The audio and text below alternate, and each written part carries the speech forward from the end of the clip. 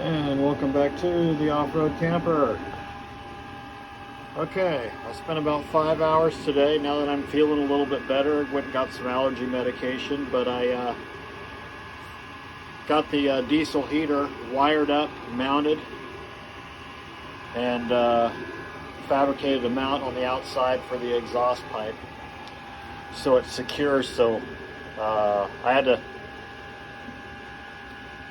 to extend it out quite a ways to get away from the truck floor and any gaps in this aluminum step. There's a lot of air gaps down there. I didn't want the exhaust to come back into the truck, so I fabricated an aluminum bracket that comes off the side of the bottom of the habitat, goes down to the clamp that came with the exhaust pipe and muffler, just to kind of keep it located so that the exhaust pipe is going downhill like it's supposed to, and it's not going to be blowing around or running into the tires. So it's pretty solidly mounted out there.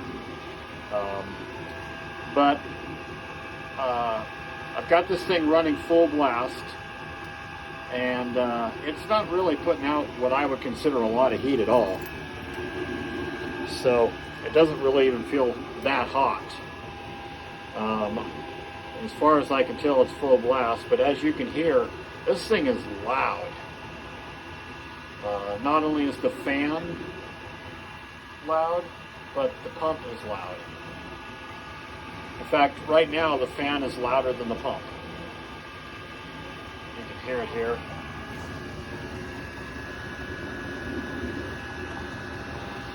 There you go. Last thing you need to see is a picture of my thumb.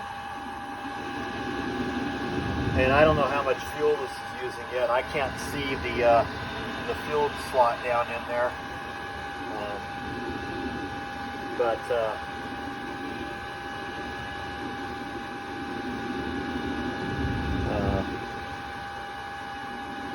it's definitely not going to get good, very good fuel consumption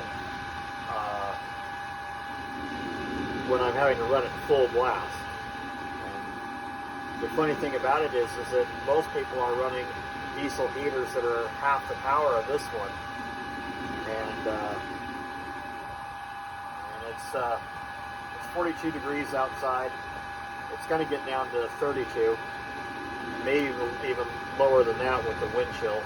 We got some really strong wind gusts that have been blowing the truck around. So I'm not sure how this will work out, but I mean, it's taking the chill off of the air, but it's not heating the space. Like I said, the truck's got a lot of wind gaps, a lot of winds, places where cold air and wind can get through. I mean, that back door is anything but airtight. I've done the best to seal around the top, bottom, and edges with it. It does have kind of a tongue and groove system between the panels and the door that are supposed to stop air, but they don't really. And of course, the floor's got all kinds of gaps and splits in it.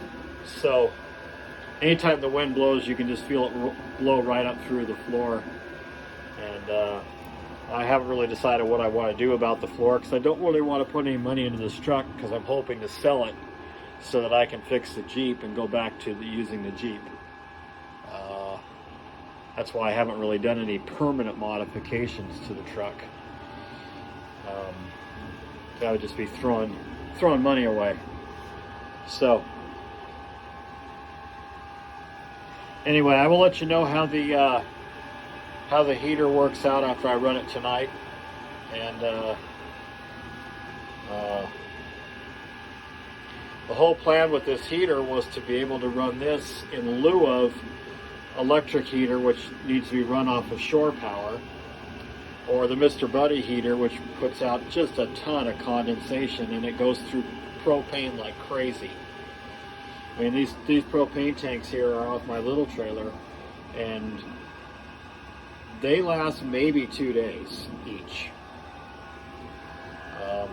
And I have to run the Buddy heater turned all the way down to low anyway, because otherwise the condensation is so bad it just soaks the roof and the walls, and the cab gets all damp.